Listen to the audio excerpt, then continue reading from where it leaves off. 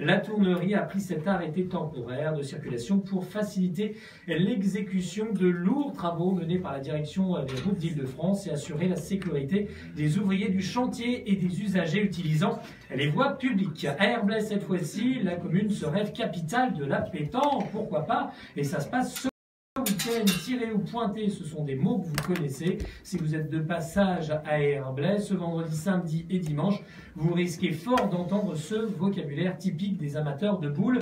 Depuis quelques semaines, le club local prépare minutieusement ce rendez-vous tant attendu. C'est le 2e national qui aura lieu au complexe des Beauregards. Fort du succès de sa première édition, le club local va réunir plus d'1 millier d'amateurs du jeu de boules pour un tournoi qui se déroulera à partir d'aujourd'hui jusqu'à dimanche. Et pour refermer ce flash valoisien, rendez-vous sur la commune d'Ermont pour une grande fête de la Saint-Jean. L'association paroissiale d'Ermont organise la fête de la Saint-Jean samedi, donc demain, à partir de 17 h au centre paroissial, au 1 rue Jean Mermoz. Au programme exposition, messe en plein air à 18 h, buvette et restauration dès 19 h, bar, grillades, crêpes, pâtisseries, soirée animée par un orchestre et bien sûr un grand feu allumé à la tombée de la nuit. C'était votre flash valoisien sur IDFM Radio Anguin. Je vous souhaite un agréable week-end. L'actualité sera de retour à 12h10. En attendant, c'est Florence qui arrive pour le bar de l'économie. Avec de nombreux invités, nous parlerons notamment informatique, mécénat. Tout sera décrypté jusqu'à 10 h. Le bar de l'économie, c'est maintenant. À lundi.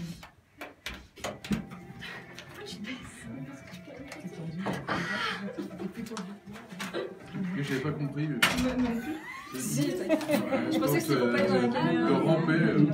Merci. Alors, Jérôme est notre stagiaire en info rédaction, mais elle finit, c'est son dernier jour. Voilà, son dernier jour, elle a ramené un gâteau du coup. Vous allez voir, vous allez voir. Que des viennoiseries, je voulais que tu fasses un vrai gâteau. J'ai pas eu le temps. Ça t'aurait coûté moins cher en plus. Bah ouais, je n'ai pas eu le temps, en plus elle a pas beaucoup. Bah oui.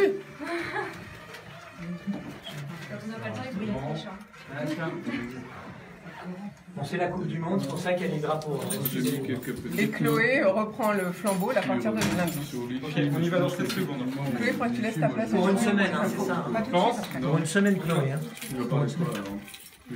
Bonjour à tous et à toutes, bienvenue au bar de l'économie. Merci, nous suivons. Ah, ça parle dans l'émission, hein. Ils sont bavards ce matin, vous avez. Eh bien oui, Christophe, vous avez vu ça. En tout cas, Christophe, on vous souhaite une très belle journée. Merci à vous bien aussi. de votre week-end. Merci de nous suivre au bar de l'économie, un bar de l'économie passionnant aujourd'hui avec Aurélie Vérien, pardon, je me trompe. Bonjour. Bonjour. Vous êtes responsable relations école de chez GFI Informatique après avoir été responsable de recrutement dans la région, notamment Nord-Est. À vos côtés, Cyril Carretero, bonjour. Bonjour Florence. Vous êtes directeur communication du groupe GFI Informatique, un groupe quand même de 18 000 personnes sur 20 pays pour 1,5 milliard d'euros de chiffre d'affaires, c'est pas rien. À vos côtés, 2 experts. Franck Barrieras, bonjour. Bonjour. Vous représentez l'entreprise E2C2 et vous êtes également président de l'association d'Inactive. Et Carlos Rodriguez, bonjour. Bonjour. Vous représentez CEDI, mais vous êtes tous les deux nos experts du jour, nos experts comptables et commissaires aux comptes. Et oui, vous avez compris, aujourd'hui nous allons aborder la gestion des ressources humaines alliées au mécénat dans la musique et dans le sport, car GFI Informatique organise entre autres des masterclass de piano pour le bien-être des salariés, et ce grâce à Jean-François Mazelier, mais qui n'est pas avec nous aujourd'hui, qui est président de Piano Masterclass Club et du HEC Piano Club. Et puis nous verrons justement les avantages fiscaux du mécénat, s'il y a des changements, et nous ferons un point fiscalité, car il y a beaucoup de choses qui ont changé cette année. Alors IFI, on va parler de l'impôt, du nouvel impôt IFI, et puis aussi de comment faut-il acheter ses biens immobiliers, faut-il prendre un impôt sous forme d'IS ou regarder un impôt sous forme sur le revenu de ses revenus immobiliers. En attendant, eh bien, l'info à retenir du jour, c'est la nouvelle loi adoptée par le Sénat, une nouvelle taxation, et oui, la taxation au kilomètre pour les e-commerce, pour un chiffre d'affaires supérieur à 50 millions d'euros. Il s'agit de l'article 27, le pourcentage sera variable de 1 à 2% du prix du produit en fonction de la distance du dernier entrepôt, donc au lieu de livraison. Pour une distance inférieure à 50 km, la taxe sera de 1%, et pour une distance comprise entre 50 et 80 km, la taxe sera de 1,5% du chiffre. Enfin, pour une distance supérieure à 80 km, elle pourra atteindre les 2%. Bien sûr, il y a un minimum forfaitaire, 1 € par produit livré, mais il y a aussi des exonérations, un usage de moyens de transport non polluants, des produits agricoles locaux en circuit court, e-commerçants vendant des livres et disposant de magasins physiques. Bref, à surveiller, car de toute façon, il faut que cette règle soit maintenant à nouveau adoptée par l'Assemblée nationale. C'est la règle du vote des lois en France. Et donc du travail encore pour nos experts comptables, parce que c'est quand même une usine à tiroir, cette nouvelle règle. Ça chauffe, seconde info du jour, ça chauffe entre les départements et l'État. Dominique Bussereau, président de l'Association des départements de France depuis 2015, vient d'annoncer la demande unanime des départements au gouvernement de renoncer aux recommandations du rapport sur la fiscalité des départements et des communes. Le rapport Alain Richard, Dominique Bure, Alain Richard étant sénateur du Val-d'Oise, je vous le rappelle. Donc, je cite Dominique Bussereau, « Garantir les principes qui régissent l'organisation décentralisée de la République, voilà pourquoi nous disons non. » Considérant que cela mettrait en cause l'autonomie fiscale des collectivités, que cela ne leur permet plus d'assurer la mission de solidarité et que ce n'est pas aux collectivités d'assumer les conséquences de la suppression de la taxe d'habitation. Cette annonce est le résultat d'un vote qui a eu lieu le 20 juin, donc avant-hier, lors de l'Assemblée générale de l'Association des départements de France, par une très large majorité. Donc, ils refusent nettement de signer les contrats que l'État tente d'imposer aux collectivités et en particulier aux départements. D'ailleurs, plusieurs présidents de départements ont réagi, notamment celui de la Seine-Saint-Denis, Stéphane Troussel, qui même réagit très violemment. Je cite, « Il s'agit d'un contrat absurde et scandaleux que l'État nous propose. Comment pourrions-nous le faire alors que la seule perspective qui nous est offerte, c'est une nouvelle réduction des dotations de l'État, alors que même celui-ci n'est pas à la hauteur du BABA, de l'égalité républicaine en Seine-Saint-Denis. Les accusations de mauvaise gestion, je cite toujours, à peine voilées, sont insupportables et insultantes. Il suffit de rappeler que les départements et donc les contribuables locaux assument à la place de l'État les allocations de solidarité nationale que sont le RSA, l'APA et la PCH. En Seine-Saint-Denis, pour la seule année 2017, ce sont 113 millions d'euros qui auront été ainsi assumés par le département sans compensation de l'État. Il termine en disant « Le gouvernement ne peut pas demander aux collectivités de payer à sa place et ensuite de leur reprocher de dépenser trop. » Ce mauvais procès ajoute le cynisme à la mauvaise foi, à l'absurdité. Le message envoyé par le gouvernement au département est plus que brutal, en marche, entre guillemets, ou crève, a-t-il conclu. Voilà, on va tout de suite partir en pause musicale. On voyage, comme vous le savez, dans le jazz, puisque le festival Anguin Festival Jazz démarre le 4 juillet. Donc, eh bien, pour démarrer, on a choisi le groupe Caravan Palace. Je ne savais plus. Et pourtant, j'ai fait ça hier soir. Par contre, c'est pas E2C2, hein. C'est E2C Audit, le nom de du cabinet. On va rectifier.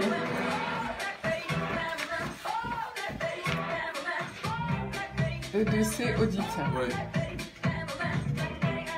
Mais comme j'ai pas de petites fiches comme tout le monde, mes invités m'envoient, du coup j'étais perdue hier. J'avais plus les noms, j'avais plus rien. C'est mieux, je trouve, avec le casque. Sur le casque alors, moi, le casque, c'est pour vous entendre votre ton de voix. D'accord. Aussi, surtout quand on a des appels, des interviews par téléphone. Par exemple, j'ai failli avoir le président du département du 92 ce matin au téléphone. Et dans ces cas-là, on est obligé de le mettre parce qu'on n'entend pas en studio, on peut pas. Oui, on peut pas diffuser. C'est Aurélie Vieren. Et j'ai dit quoi, moi?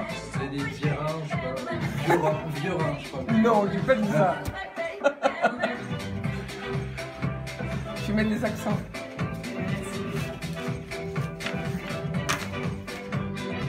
Mais c'est vous qui démarrez de toute manière. Ça, vous dites ça exprès pour la perturber, la pauvre. Il est plus stressé que moi sur la vie. Je pense que Je jubile. D'accord. Ah, pour un responsable de com, ça va pas, ça. pour moi, c'est la première fois. Ah bon? Non. Ne vous inquiétez pas, je mords pas. Je reste à ma place. Moi, j'en suis sorti. Hein, donc, vous devriez Il en est sorti vivant. façon, tout est filmé. Il retourne dans 15 secondes, je pense. Ouais. Allez, c'est parti. Cyril, ça va être à vous.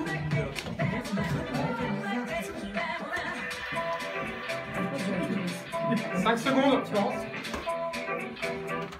Voilà, sur IDFM, c'était le groupe Caravane Palace qu'on adore. Une petite entrée musicale bien détendante après les annonces que je viens de vous faire ce matin au bar de l'économie. Tout de suite, on va passer la parole à Cyril Carretero, qui est donc directeur de la communication du groupe GFI Informatique, 18 000 personnes, je rappelle, 20 pays, 1,5 milliard d'euros. Et vous avez mis en place, Cyril, une méthode très intéressante pour la gestion du personnel autour du piano et du handball. Alors pourquoi déjà avoir choisi le piano? On dit pas handball, on dit handball. Handball. Alors déjà très heureux d'être ici, de nous accueillir. Merci. Et de partager avec vous ces deux projets effectivement qui sont assez différents mais qui au final répondent à un objectif commun qui est de ce qu'on a nous dans notre jargon, c'est d'améliorer notre marque employeur, l'image qu'a GFI auprès des candidats. Alors cette opération piano, c'est une opération qui est née il y a 2 ans avec la ville d'Enghien. Alors je me souviens, j'ai eu la visite de Jean-François Mazelier qui un jour vient me voir pour me parler d'un projet piano. Alors nous, GFI, on est une société informatique, donc je vous avouerai qu'au début, il y a eu un long silence. Le piano et l'informatique, quel rapport? Quel rapport? Comment peut-on utiliser les mathématiques. cet instrument qui est magnifique? Comment peut-on l'associer à notre monde d'informaticiens? Et après réflexion et après 2 ans là, de mise en place de ce projet, je peux vous dire que c'est certainement un des projets dont je suis le plus fier parce qu'on fait énormément de choses autour du piano au sein de notre société informatique. En fait, ce que l'on a fait dans un premier temps, c'est qu'on s'est inspiré de ce qui se fait dans les gares. Aujourd'hui, dans les plus grandes gares, vous avez des pianos et on s'est dit, mais pourquoi ne pas aller installer des pianos dans nos agences? Pour 2 raisons. La première, c'est... Il faut savoir que GFI, c'est une société qui est en pleine expansion. On recrute cette année, ne serait-ce que sur la France, 2500 personnes. Dites-nous justement que fait GFI dans l'informatique, parce que c'est quand même intéressant. Alors GFI, c'est, pour vulgariser, c'est une société de services informatiques. Aujourd'hui, toutes les entreprises ont besoin d'informatique. Pour autant, elles ne sont pas spécialistes de l'informatique. Et elles ont souvent besoin de faire appel à des sociétés pour les conseiller, pour développer parfois, faire des développements ou pour intégrer des logiciels qui existent. Et nous, ça, c'est notre compétence. Alors, on intervient principalement auprès de grands établissements, des grandes banques, des sociétés du CAC 40, et tout secteur d'activité et dans 20 pays. Alors, ce qui est intéressant, c'est que vous parlez informatique et vous ne parlez pas le nouveau mot à la mode, c'est intelligence artificielle. Vous n'utilisez pas ce terme. Alors si, ça fait effectivement partie, l'innovation est au cœur de notre stratégie et l'intelligence artificielle, tout ce qu'on appelle robotics, fait partie effectivement et c'est une attente importante de nos clients. Et bien entendu, GFI en tant que grand leader de l'informatique a toute une offre, mais je ne vais pas vous détailler parce que je ne pense pas que ce soit l'objet de notre intervention, mais effectivement aujourd'hui il y a de nouveaux usages, de nouvelles attentes, on parle beaucoup de mobilité. Je pense que ne serait-ce que vous, au niveau de la radio, aujourd'hui les gens consomment différemment la radio qu'il y a encore quelques années, voilà. Peut-être au travers de podcasts et autres. C'est pour et ça là derrière tout ça, il y a de l'informatique. Donc nous on a la chance d'être dans un secteur qui est en plein boom, il n'y a pas de chômage, au contraire on parle de pénurie des talents. Aujourd'hui on recherche des informaticiens compétents. Et c'est très compliqué parce qu'il y en a peu et on a des confrères qui eux aussi ont beaucoup de projets et donc il y a un phénomène de goulot d'étranglement et donc il est nécessaire pour réussir de se différencier et d'arriver avec des projets innovants. Et donc ce projet piano en fait partie. Donc ça vous permet d'attirer des nouveaux talents, c'est ça que vous voulez nous dire? Pas tant d'attirer des nouveaux talents. Alors effectivement, on a communiqué sur ce projet dans la presse, mais surtout l'objectif de ce projet, c'est que lorsqu'un candidat arrive, alors nous, notre siège est à quelques kilomètres d'ici à Saint-Ouen, mais si vous venez à Saint-Ouen, vous verrez, vous allez de suite voir notre piano. Et donc ça envoie, moi je pense que ça envoie du soleil sur l'entreprise. Les gens se disent, tiens, un piano, visiblement ça doit être une entreprise où il fait bon vivre. Donc En termes d'image, c'est le fait d'avoir ces pianos, c'est parce qu'on a commencé par Saint-Ouen, ensuite on l'a installé à Toulouse, puis à Nantes. Nous avons 40 sites en France. Et donc là, notre volonté, c'est d'installer des pianos partout en France. Donc c'est avant tout une opération, au départ une opération d'image. Ensuite, l'intérêt du piano, c'est que c'est aussi un instrument de convivialité. On a chez nous un certain nombre de musiciens. Et donc, il arrive de temps en temps que l'un d'entre eux se mette au piano. Alors, de suite, ça attire. Et puis, on est quand même dans un monde où il y a beaucoup de pression. Et lorsque, de suite, vous entendez quelques notes, ça change de suite, ça change l'atmosphère. C'est convivial. Et donc, ça va aussi dans cette volonté d'améliorer notre bien-être au travail. Ça, c'est aussi un de nos objectifs.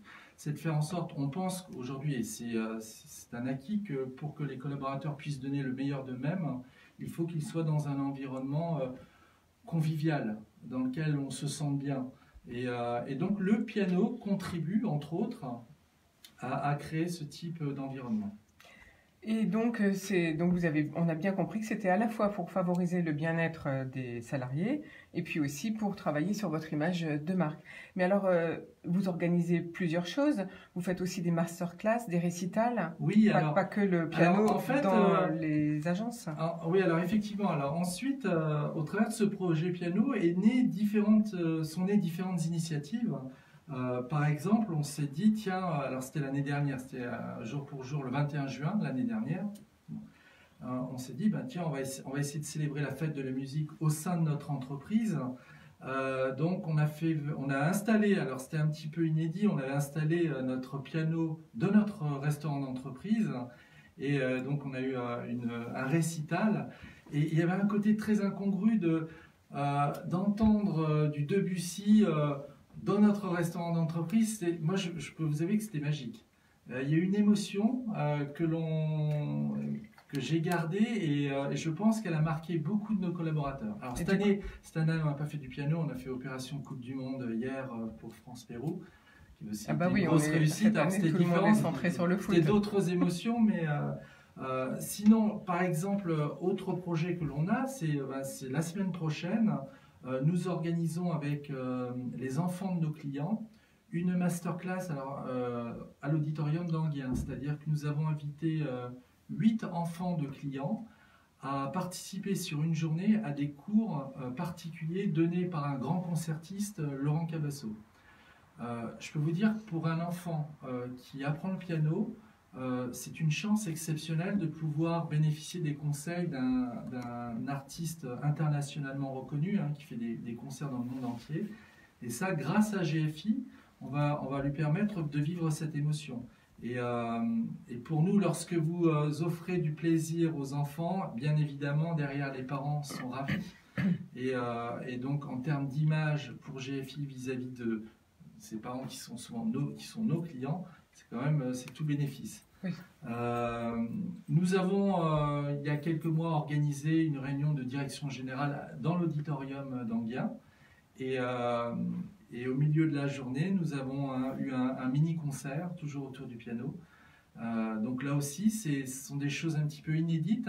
Aujourd'hui, je n'ai pas connaissance, il n'y a pas énormément d'entreprises qui aujourd'hui exploitent le piano au sein de leur entreprise, mais j'invite les entreprises à faire de même parce que c'est extrêmement positif.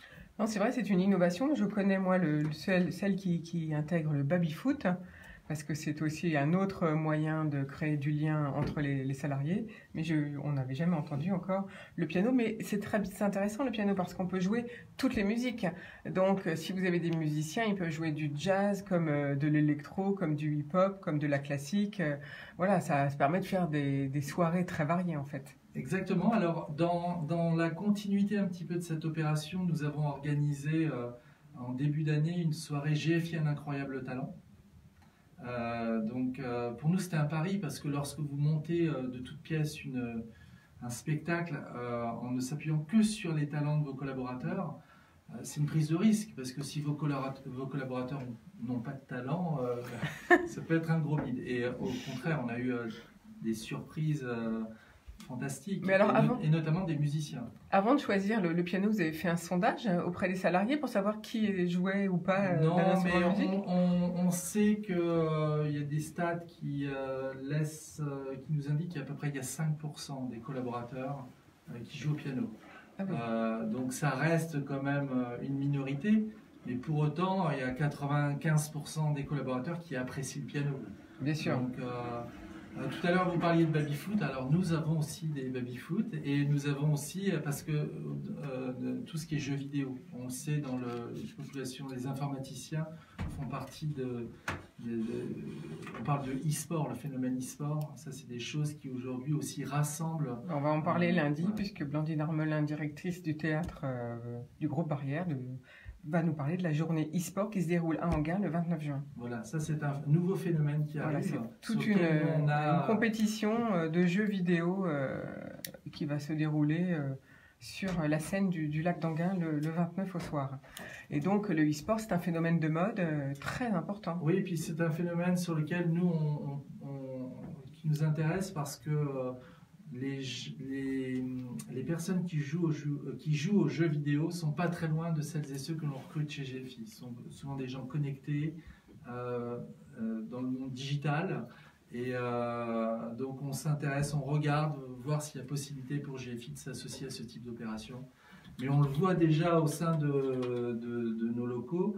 On a énormément de compétiteurs. On a même actuellement un tournoi. On a fait notre Coupe du Monde GFI au sein de GFI, et donc sur FIFA. Donc ça crée... mais je vous parle de ces événements parce qu'entre le piano, les babys, les jeux vidéo, c'est ce qui fait qu'au final, les collaborateurs sont très sensibles à ce type d'opération.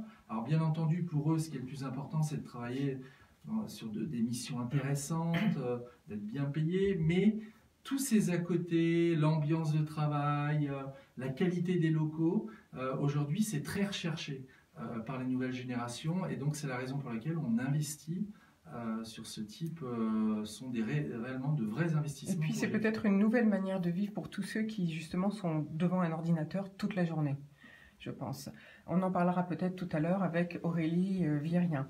Mais d'abord, je voudrais savoir, vous faites du mécénat aussi au niveau du handball. Oui, alors pourquoi le hand? Alors, vous connaissez du handball et plus précisément du Paris Saint-Germain handball. Alors c'est vrai que généralement, quand on parle en Paris Saint-Germain, tout le monde connaît. Hein, c'est la marque de sport aujourd'hui la plus médiatisée. Oui.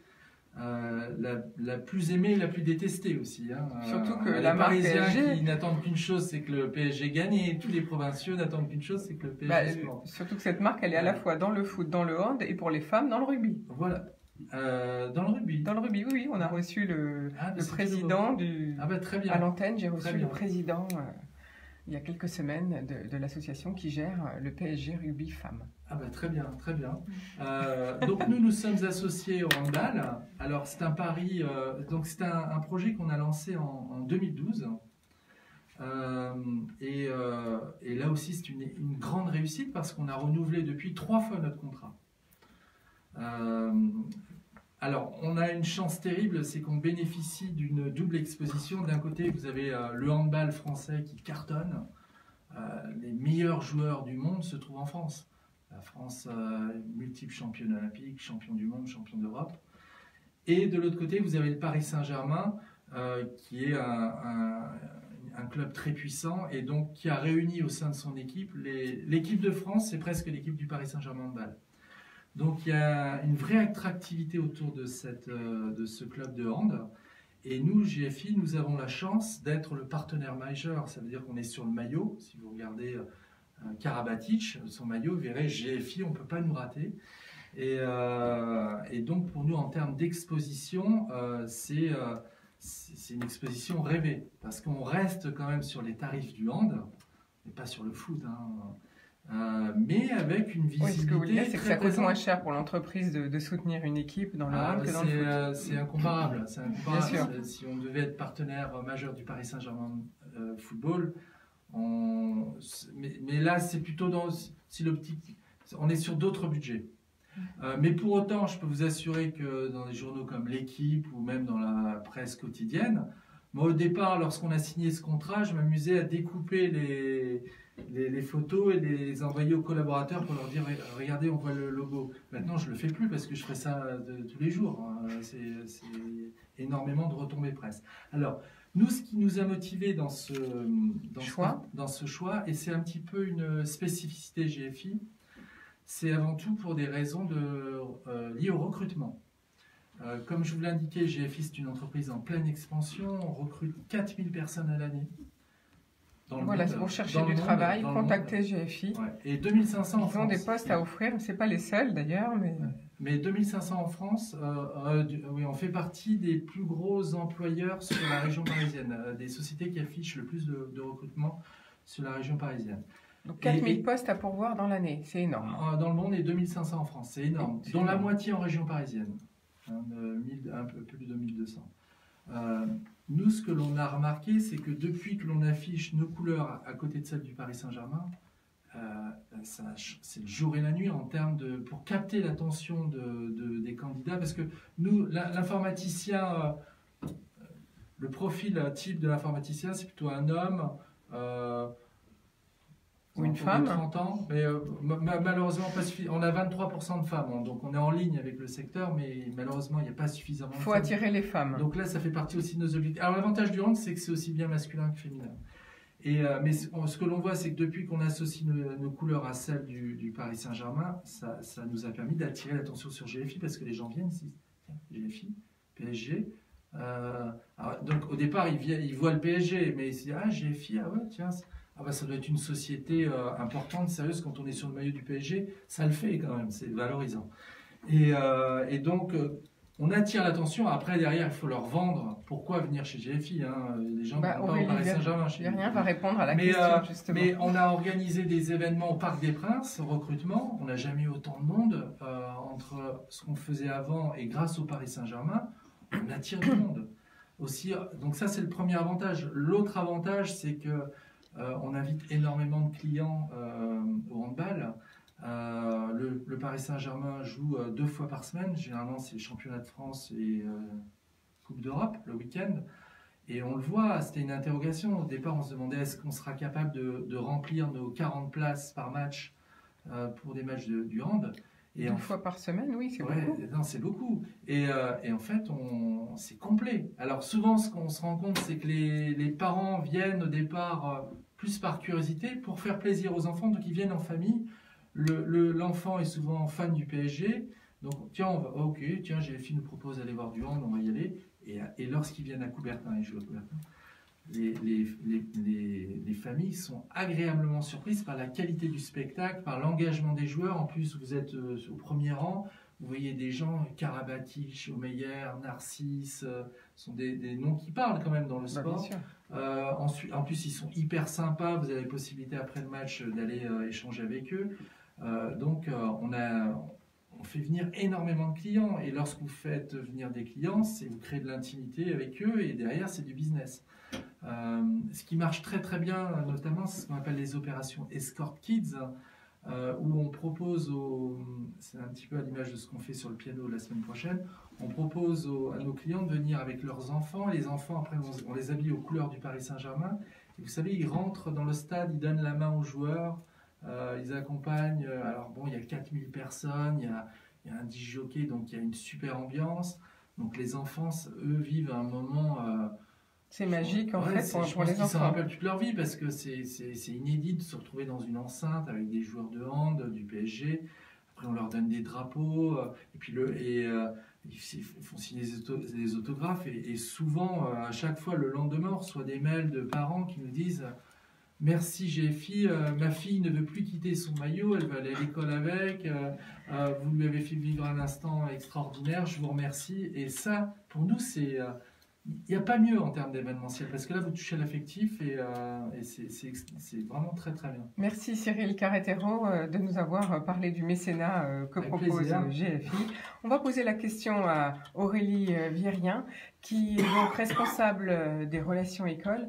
Et notamment, vous venez de lancer le programme Chance. Alors, on disait recrutement dans les jeunes qui jouent aux jeux, ou jeunes ou moins jeunes qui jouent aux jeux vidéo. Est-ce que le programme Chance leur est adressé? Est-ce qu'on peut venir finalement répondre à une offre d'emploi sans connaître l'informatique et vous pouvez leur apprendre?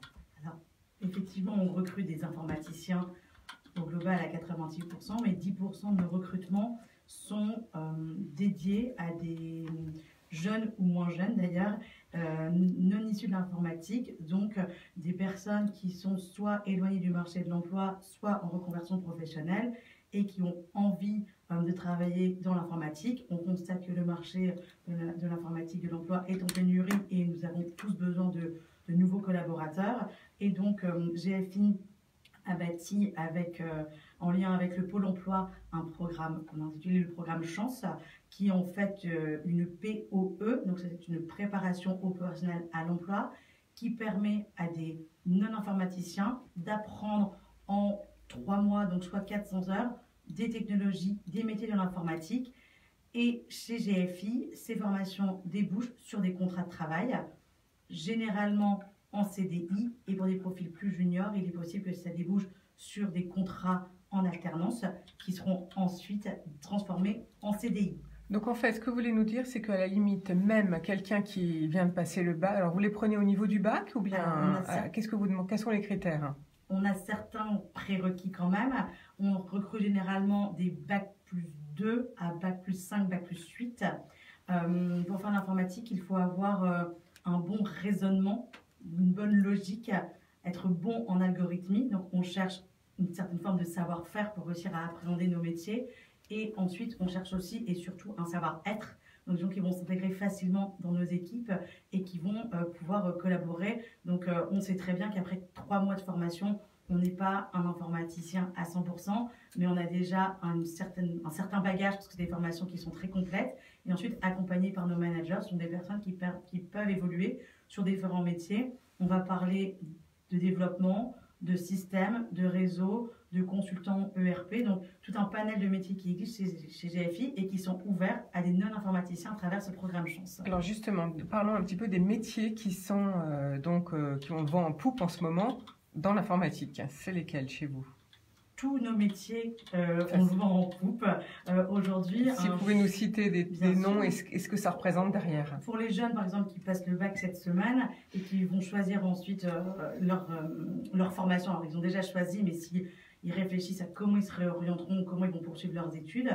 Aujourd'hui, on cherche des jeunes qui savent faire du développement informatique avec des technologies qu'on appelle Java, J2E, PHP, des métiers liés au web, mais aussi des métiers qui vont être liés au système, au réseau. On parle de cloud, on parle de virtualisation, on parle de sécurité, c'est important chez nous. On peut parler de cybersécurité, mais on va également parler des métiers qui sont liés aux ERP, comme SAP, c'est un ERP qui est connu.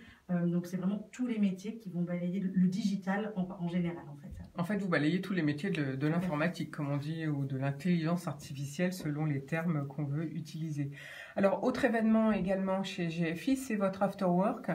Vous faites un job dating pour le recrutement, justement. Donc, tous ceux qui cherchent du boulot, il faut qu'ils viennent vous voir le 4 juillet. Alors, pas tous, parce que c'est un événement qui est dédié aux jeunes qui recherchent des contrats de professionnalisation ou des contrats d'apprentissage pour la rentrée de septembre, sur les métiers que je viens de vous citer de l'informatique, mais également sur nos fonctions support, parce que chez GFI, on a également des personnes à la communication, au marketing, aux achats, au juridique, au RH, au recrutement, et j'en passe. C'est ça les fonctions support, donc. Voilà, les fonctions qui ne sont pas informaticiennes, mais qui permettent aussi à l'entreprise de bien fonctionner. Et donc, on a également des postes ouverts en alternance pour des jeunes sur ces métiers. Toutes les informations sont sur le site de GFI, www.gfi.world. Et vous pouvez également me contacter sur les réseaux sociaux. Donc, mon nom, c'est Aurélie Viren, V-I-E-R-E-N. Et vous me retrouverez sur LinkedIn ou sur Twitter ou via les comptes de GFI sur les réseaux sociaux. Merci Aurélie Viren de nous avoir parlé donc de la prochaine rencontre et des métiers donc de l'informatique. Alors donc si on est fanat de jeux vidéo mais qu'on ne connaît pas l'informatique, il ne faut pas hésiter à vous contacter si on a bien compris également. Oui, pas uniquement les geeks. Voilà, on peut aimer l'informatique et ne pas aimer les jeux vidéo. Donc voilà, si on a envie de travailler dans le secteur de l'informatique, vous êtes les bienvenus chez GFI. Merci à tous les deux d'être venus nous parler du mécénat et des actions de GFI. On va tout de suite faire une pause musicale, toujours notre voyage dans le jazz. Je crois que je vous propose Mélodie Gardot. Non, je vous donne un verre d'eau, mais ça y est, c'est passé. Il faut le poser sur le rebord parce qu'on n'a pas le droit de mettre de l'eau. Bon, après, c'est où il fait très chaud ici. Il faut vous déshabiller, il faut enlever vos vestes parce que quand on part, on a chaud. Enfin, vous pouvez pas, mais vous pouvez. Non, je cherche un gyroscope. Comment ça fait? Bon, malheureusement, on n'a pas beaucoup.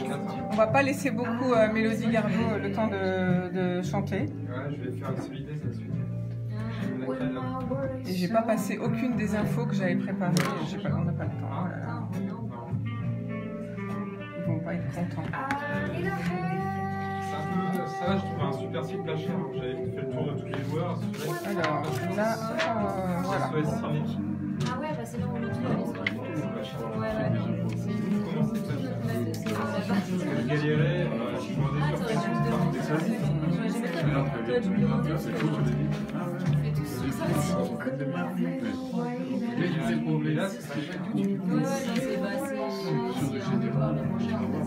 on y retourne dans 30 secondes, Florence? Oui. Non. On n'a pas, il faut qu'ils puissent parler tous les deux. Ça va faire le temps. Ça va trop vite. Vous parlez un petit peu, vous rapprochez du micro pour parler parce que le point il est vraiment là. Non, sur les autres joueurs, ils sont à 20 bahts. Alors qui parle du mécénat? Et même les Qui rappelle les règles fiscales du mécénat? Florence, on y va. Voilà, vous avez reconnu Mélodie Gardot qu'on adore sur IDFM et tout de suite on retourne avec nos invités du jour et on va passer maintenant au point fiscal grâce à Franck Varieras et à Carlos Rodriguez. Alors nous parlions mécénat donc juste avant cette petite pause musicale. Rappelez-nous les règles fiscales du mécénat. Franck Varieras. Je prends la parole. Donc, quand vous avez effectivement une dépense de mécénat, cette charge n'est pas déductible, mais elle vous ouvre droit à un crédit d'impôt de 60%.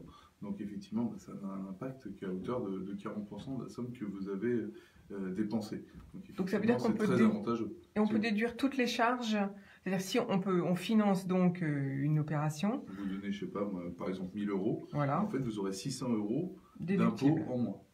Directement d'impôt en moins. Si vous aviez 3000 € d'impôt à payer, vous n'en payez que 2400. Alors l'entreprise ou l'association à qui on donne doit fournir un justificatif ou pas? Oui. Et vous avez sous quelle forme? C'est un CERFA, c'est un imprimé fiscal que l'association ou l'entreprise doit donner pour autoriser la déduction fiscale. Donc l'association ou l'entreprise télécharge ce CERFA sur le net et on le complète et c'est tout? C'est tout. Et ça suffit? On n'a pas besoin. Répondre à certains critères. Justement définis dans ce CERFA pour pouvoir ouvrir droit à déduction. Alors aujourd'hui, on a une petite vingtaine de minutes sur les règles fiscales, un rappel de certaines nouveautés qui sont apparues cette année. Alors Carlos Rodriguez, peut-être un point sur l'IFI justement. Alors l'IFI effectivement est une des nouveautés de cette année. L'IFI c'est quoi? C'est ce qui reste un tout petit peu de notre ISF, puisque l'idée, sans aller trop dans le détail, est d'enlever de l'ISF tout ce qui n'est pas immobilier et de conserver ce qui est lié à l'immobilier. Donc vous avez du coup tout ce qui est immobilier détenu de manière directe, les biens immobiliers, mais aussi tout ce qui est détenu de manière indirecte, que ce soit au travers des sociétés qui détiennent du patrimoine immobilier, donc ces parts sont imposables, et également tout ce qui peut être en placement financier, même voire des assurances-vie, dont les unités de compte seraient placées dans l'immobilier. Donc, si on a, dans l'IFI rentrent tous les 3 points que vous venez de dire, donc si on a une assurance-vie, il faut regarder où ils investissent, parce qu'on n'est pas toujours au courant en fait. Non, on n'est pas toujours au courant, donc il faut avoir la démarche de demander aux sociétés d'assurance ou banques de vous faire un état de vos placements, et ils sont en mesure en fait de vous indiquer quelle est la quote-part d'unité qu'il faut déclarer dans l'IFI. Alors on va poursuivre sur les bons conseils par rapport à l'IFI justement, puisque maintenant il faut se poser la question, si on veut acheter une résidence, donc peut-être pour la louer, qui en tout cas prévoit un revenu foncier, quel choix fiscal faut-il faire? Qui répond? Bon, je pense qu'on va Franck Varieras. répondre un peu tous les deux. Bon, on aura chacun notre vision, mais je pense que sur le fond, on est tous les deux d'accord. N'hésite pas à m'interrompre si tu le souhaites, bien sûr. Aujourd'hui, pour effectivement parler pour faire le lien avec l'IFI, peu importe le mode que vous choisirez, ça rentrera effectivement dans votre base d'imposition à partir du moment où vous dépassez le seuil, bien entendu. On rappelle que le seuil est à 1 million 300 000. Donc si vous êtes en dessous, il n'y a pas de sujet. Voilà. Par contre, si vous êtes au-dessus, que vous soyez imposé à l'impôt sur le revenu ou à l'impôt sur les sociétés, ça n'aura aucune incidence sur l'IFI. Maintenant, effectivement, par rapport à votre question, aujourd'hui, acheter un bien pour le mettre en location, que ce soit des bâtiments de bureaux ou à usage d'habitation, effectivement, la question qui se pose, est-ce que je soumets ces revenus à l'impôt sur le revenu, classique, revenu foncier, ou à l'impôt sur les sociétés? La question est d'autant plus intéressante aujourd'hui qu'avec la hausse de la CSG-CRDS sur les revenus fonciers, on passe à 17,2% depuis le 1er janvier, effectivement, beaucoup plus de contribuables se posent la question. Donc, encore une fois, je pense que on ne peut pas vous répondre là en vous disant il faut faire ci ou il faut faire ça, parce que si les deux existent et qu'il peut y avoir des intérêts pour les uns ou pour les autres, donc c'est vraiment au cas par cas que ça s'étudie. Maintenant, pour faire relativement simple, à partir du moment où vous avez un taux marginal d'imposition, donc si vous avez un revenu déjà hors revenu foncier assez conséquent, si vous avez un salaire, des dividendes déjà de manière un peu conséquente, votre taux d'imposition est supérieur à 30%. Effectivement, généralement, je dis bien généralement, l'impôt sur les sociétés est souvent plus favorable qu'un impôt sur le revenu. Parce que, effectivement, comme on vient de le dire, l'impôt sur le revenu, les CSG-CRDS à 17%, à 17,2 plus 45% de taux marginal d'imposition, va vous dépasser largement les 60% d'imposition. Donc bon, sur un revenu que vous percevez ou que vous ne percevez pas d'ailleurs, parce que si vous êtes en location, il part à la banque, c'est-à-dire que c'est un revenu fictif, théorique, parce que fictif, il faut faire attention à ce qu'on dit, un revenu théorique par exemple de 10 000 euros, sur ce revenu théorique de 10 000 euros, si vous en redonnez 6 000 en impôt sur le revenu et prélèvements sociaux, ça fait quand même lourd sur un revenu que vous n'avez pas réellement vous perçu dans votre poche. Et donc là, l'État taxe quand même. Et l'État taxe quand même parce que c'est un revenu sur le calcul de votre impôt sur le revenu, de votre revenu foncier, pardon. On prend les loyers, on déduit un certain nombre de charges, la taxe foncière, enfin en partie, etc. Par contre, on déduit les intérêts d'emprunt. Mais le capital de l'emprunt que vous remboursez, lui, n'est pas déductible à l'impôt sur le revenu. Alors, peut-être que d'après ce que vous venez de dire, la bonne règle, on pourrait dire, Carlos Rodriguez, ça serait de consulter. C'est au cas par cas, il faut vous consulter, donc en fait, oui, à chaque fois? Oui, je pense qu'il faut effectivement ne pas hésiter à consulter sur notre métier qui est bien placé pour ça, mais aussi il y a d'autres professionnels de la fiscalité qui peuvent le faire. Je vais peut-être vous citer deux exemples pour illustrer un tout petit peu qui sont assez récents, pour illustrer ce que vient de dire Franck sur le sujet. J'ai eu un cas d'une personne qui voulait investir dans les locaux de son entreprise. Un gros investissement de plus de 2 millions d'euros. Et donc avec des loyers à la clé qui correspondent à environ 190 000 euros de loyer par an. Il est à un âge où il souhaite effectivement commencer à transmettre un peu et il a mis ses enfants dans cette société civile qu'il a créée pour cela. Donc c'est une manière aussi de transmettre. Il est évident que quand vous faites cette démarche-là et que vous la faites sans démembrer, c'est-à-dire qu'ils sont propriétaires des parts en totalité, avec 190 000 euros de loyer, vous allez avoir des impôts sur le revenu à 60%, comme vous vient de dire Franck, à plus de 60%, qui sont assez insupportables. C'est pas possible. Donc dans ce cas-là, ce qu'on va faire, c'est qu'on va plutôt conseiller un impôt sur les sociétés. Quand vous dites insupportable, en fait, ce que vous voulez dire, ça ne permet pas de rembourser l'emprunt. En fait, l'emprunt. C'est-à-dire qu'en gros, le loyer va permettre de rembourser l'emprunt. Aujourd'hui, on a des taux d'intérêt qui sont très faibles, donc on déduit très peu au niveau des intérêts. Donc la partie du bénéfice imposable en revenu foncier est très forte. Donc beaucoup de pression fiscale sur l'impôt.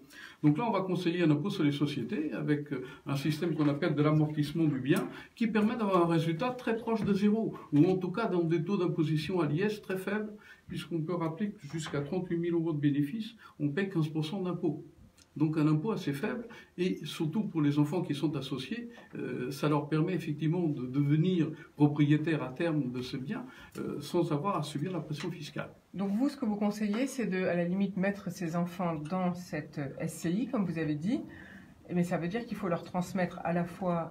donc ça veut dire que celui qui achète ne garde pas l'usufruit. Non, en fait, la possibilité existe de démembrer, comme vous le dites, effectivement, c'est-à-dire ce qui est un peu une sécurité, c'est-à-dire qu'on donne la nue propriété aux enfants. Si on le fait à un âge assez jeune, en fait, la transmission est plus douce.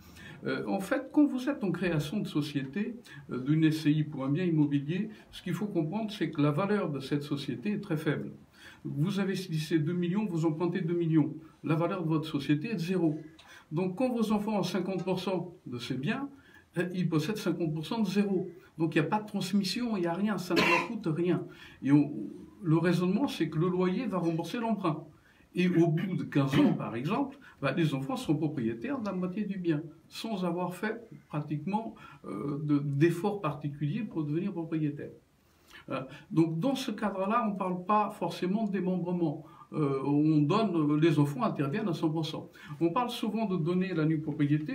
Un autre cas, c'est que vous avez une résidence principale, par exemple, et vous souhaitez la transmettre à vos enfants. Par contre, vous voulez y vivre.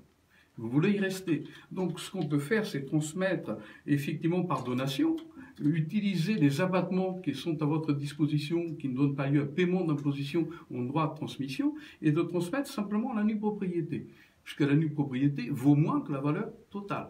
Alors, qui porte la valeur totale, du coup? Eh bien, du coup, dans ce cas de donation de la résidence principale, vous pouvez très bien dire, je donne tous les 15 ans, par exemple, à mes enfants, avec mon épouse, une quotité de ma résidence principale en nue propriété. Et je garde l'usufruit. D'accord? Au décès, l'usufruit revient aux enfants automatiquement et sans coût complémentaire. C'est une manière de transmettre de manière douce, sans avoir à subir des droits de transmission.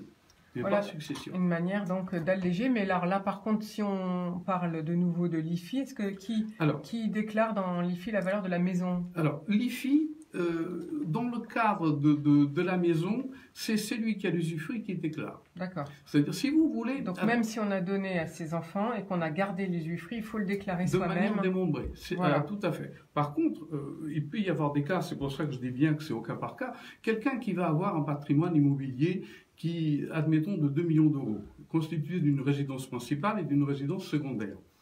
Si la résidence principale a moins de 1,3 million et que la résidence secondaire a, admettons, 700 000, il pourrait peut-être se poser la question, est-ce que je ne vais pas rentrer dans un processus de donner ma résidence secondaire, non pas en nue propriété, mais je dirais en pleine propriété pour partie. Arrivé à un moment, on va donner une donation qui va faire en sorte que le patrimoine en pleine propriété est inférieur à 1,3 million et du coup n'est pas imposable. De même, les enfants à qui on donne, s'ils n'ont pas plus d'1,3 million, ils ne sont pas imposables non plus. C'est-à-dire que ça peut être un moyen, à un moment de sa vie, de se dire, j'ai envie de transmettre, là je vais transmettre en pleine propriété pour diminuer ce que je possède, et pourquoi pas le faire dans une SCI d'ailleurs, puisque ça permet de garder la direction de la société, de la diriger, décider de ce qu'on y fait, tout en transmettant et en diminuant son IFI. Merci Carlos Rodriguez. Alors Franck Varieras, en immobilier, autre interrogation, c'est pour les loueurs en meublé non professionnels. Quelles règles fiscales là? Alors, je veux juste apporter aussi une petite précision par rapport à tout ce qui vient d'être dit par Carlos et moi-même sur la SCI IRIS. Il y a aussi une information qu'il faut tenir compte, c'est, parce que là on se dit c'est merveilleux, l'impôt société, on ne paye pas d'impôt, c'est formidable. Attention, c'est pratiquement vrai pendant toute la durée de vie de l'emprunt et du bien. Par contre, une fois que si le bien est vendu, l'imposition est beaucoup plus importante qu'un impôt sur le revenu. Il y a une contrepartie. Oui, il y a une contrepartie. Voilà, donc il faut quand même remettre les choses en perspective. Donc en fait, il faut toujours... Donc finalement, le meilleur conseil, c'est de toujours consulter un expert comptable qui va vous aider à faire les calculs. Voilà, mais pour faire simple, vous êtes à l'impôt sur le revenu, vous payez un peu d'impôt tous les ans pendant 20 ans. À l'impôt sur les sociétés, vous en payez très peu. Enfin, à titre personnel, vous n'en payez quasiment pas pendant 20 ans. Par contre, le jour où vous vendez, vous en payez beaucoup. Là, on en paye beaucoup. Voilà, donc voilà. Mais c'est Mais ça au qu'il moins, faut au quand niveau de même la retenir. trésorerie, Pendant c'est 20 peut-être ans, plus si avantageux. vous faites ça à 40 ans jusqu'à 60 ans, pendant vos 20 meilleures années, entre guillemets, vous ne payez pas d'impôt. Mais je préfère quand même préciser ce point, que ce soit pas... qu'il n'y ait pas d'ambiguïté sur ce point. Merci.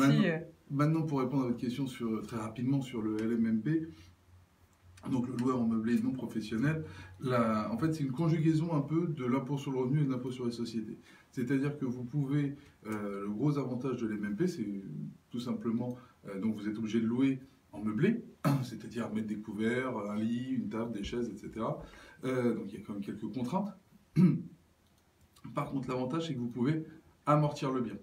D'accord ? C'est-à-dire qu'à l'impôt sur le revenu, vous achetez un bien qui vaut 100 000 euros, vous ne pouvez pas l'amortir, il n'y a pas d'amortissement déductible, alors qu'en LMNP, vous pouvez amortir le bien sur 20, 30 ans. D'accord ? Donc en fait, on divise 100 000 euros sur 20 ou 30 ans. C'est pas tout à fait vrai, il y a la partie du terrain qu'il faut mettre de côté. Ah bon ? Voilà. Donc, mais bon, prenons l'exemple où le terrain vaut 40 000 euros, par exemple. Vous avez donc 60 000 euros d'amortissement, c'est quand même pas neutre. Sur 30 ans, ça fait un petit peu de sous que vous pouvez déduire, alors que si vous êtes en revenu foncier classique, vous n'y avez pas droit. Donc ça vous fait effectivement une assiette fiscale moins importante que des revenus fonciers classiques. Par contre, l'impôt sur le revenu, ce qu'on disait tout à l'heure, le taux marginal à 45%, les 17,2 de CSG-CRDS sont applicables. Donc on paye aussi la CSG qui va augmenter, on le rappelle, à 17,2% pour les meublés, bien sûr. Par contre, vous êtes effectivement avec un résultat, avec une base plus faible, donc forcément, vous payez quand même un peu moins. Merci beaucoup pour ces règles fiscales, ces rappels de règles fiscales, c'est important parce qu'il vaut mieux déclarer et faire les choses correctement. Alors, on va peut-être tout de suite passer aux infos du jour par Jérômine. Jérômine, quelle nouvelle aujourd'hui ? Bonjour à tous. Première nouvelle, les écoles de commerce et d'ingénieurs battent tous les records. 2 étudiants sur 3 d'écoles d'ingénieurs et de commerce sont embauchés avant même d'être diplômés. La chance. Ils étaient 62% de la promotion 2017, un taux jamais atteint auparavant. 90% de ces étudiants sont en activité moins de 6 mois après avoir décroché leur diplôme. Et 81,1% des diplômés décrochent un CDI toujours sur 2017.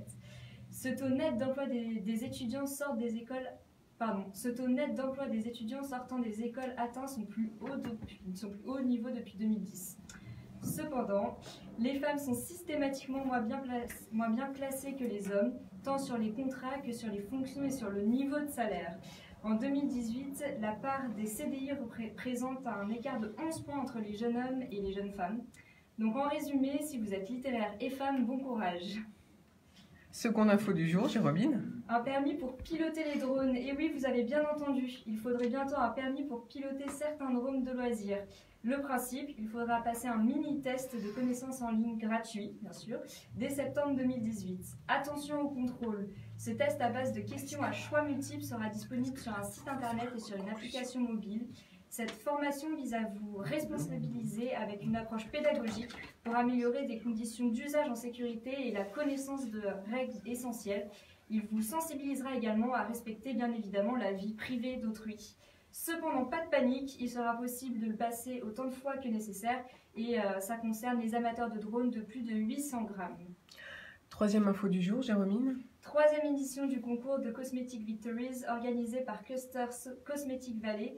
Le 19 juin 2018 au Bristol, le jury a distingué parmi une centaine de projets Vincent Gauthier, chercheur et doctorant de l'université de Cergy-Pontoise, et David Maléville, jeune entrepreneur et chimiste toulousain. Merci Jérôme pour toutes ces infos. En tout cas, ça fait un mois que Jérôme, elle termine son stage aujourd'hui. Ça fait un mois qu'elle nous donne les infos du jour. Merci beaucoup. Merci. Et puis bonne continuation. On vous souhaite beaucoup de chance dans vos belles études. Un petit mot de conclusion de la part de nos invités avant de nous quitter. 1 minute pour conclure. Franck Varieras. Oui, je vais être assez rapide. Effectivement, en 20-25 minutes, on ne peut pas vous exposer l'ensemble des problématiques fiscales liées au revenu Vous foncier reviendrez de nous pays. voir. Alors, avec grand plaisir, Florence, on peut revenir vous voir, ça sera toujours un plaisir de venir. Maintenant, effectivement, peut-être le conseil qu'on peut donner à nos auditeurs, c'est effectivement de consulter un spécialiste en la matière avant de faire un investissement immobilier. C'est de plus en plus le cas, mais ça devient vraiment une vraie préoccupation, en sachant que certains choix sont irrévocables. Donc, c'est vraiment une question qu'il faut bien se poser en amont. Donc, n'hésitez pas à consulter des avocats ou des experts comptables. Et vous avez 2 cabinets sur Enghien-les-Bains, CEDIM et E2C Audit, qui sont là pour y répondre. Exactement. Merci beaucoup, Franck Barriera. Cyril Carretero, un petit mot de conclusion, 1 minute pour conclure. Eh bien, si vous cherchez une entreprise innovante, sympathique, humaine, pleine d'ambition, eh bien, contactez-nous, venez chez GFI, vous serez les bienvenus. Il y a plein de beaux challenges qui vous attendent. Et en plus, si vous jouez au piano, vous allez pouvoir vous éclater. Voilà, dans les halls de tous les 46 agences, il y a un piano où vous pourrez jouer pour tout le bien de tout le monde. Merci beaucoup pour ce mot de conclusion. Je rappelle qu'il y a votre after work le 4 juillet. Alors, le lieu ? À Saint-Ouen, dans nos locaux. Donc, au siège de GFI à Saint-Ouen, dans les locaux. Donc, tous ceux qui cherchent du travail, eh bien, n'hésitez pas à contacter GFI ou à venir carrément sur place le 4 juillet. Voilà, l'émission se termine. On va se quitter avec un tout petit peu de musique parce qu'il ne reste plus qu'1 minute. Et on vous souhaite un excellent week-end ensoleillé. On vous retrouve dès lundi pour une semaine à nouveau passionnante, vous allez voir.